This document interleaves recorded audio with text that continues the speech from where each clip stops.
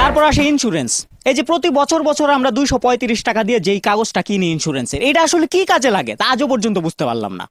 প্রথম ভাবতাম যে এটা বোধহয় বাইক ভেঙে চুরে গেলে বা অ্যাক্সিডেন্ট করলে বা বাইকে আগুন লাগলে ওরা ক্ষতিপূরণ দিবে, কিসের কি। ওই যে 235 টাকায় কাগজটা বিক্রি করে, এরপর আর কোনো খবরই নাই।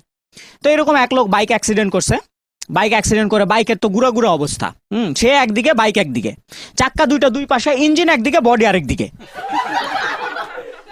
তো সেই মোটামুটি 4-5 টুকরা নিয়ে ইন্স্যুরেন্স কোম্পানিতে গেছে, যা কর্তৃপক্ষরে বলতেছে এই যে দেখেন বাইকের কি অবস্থা, বাইক তো ভেঙে চুরে একাকার অবস্থা, বাইকের অবস্থা দেখছেন? বলছে জি দেখছি। এই দেখেন বাইক ভেঙে গেছে, এই বাইকের নামে তো বিমা করা আছে, বাইকের নামে তো বিমা করা যখন আছে বাজান, আমাকে তো বাইকের ক্ষতিপূরণ দিতে হবে।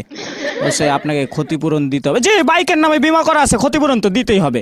তো কর্তৃপক্ষের এক লোক বলতেছে যে দেখেন আপনাকে ক্ষতিপূরণ দেয়া হবে, যেহেতু বাইকের ইন্স্যুরেন্স করা আছে বাইকের নামে, আপনাকে ক্ষতিপূরণ দেয়া হবে, কিন্তু আপনাকে তো ক্যাশ টাকা দেওয়া হবে না, আপনাকে এই বাইকটা বদলে নতুন আরেকটা বাইক দেওয়া হবে।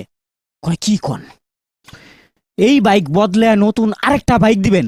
বলে জি, এই বাইকটা বদলে নতুন আরেকটা বাইক দেওয়া হবে, যেহেতু বাইকের নামে বিমা করা আছে। কয় ও আচ্ছা, আমার বউয়ের নামেও একটা বিমা করা আছে, হ্যাঁ মরে গেলেও কি একই ব্যবস্থা?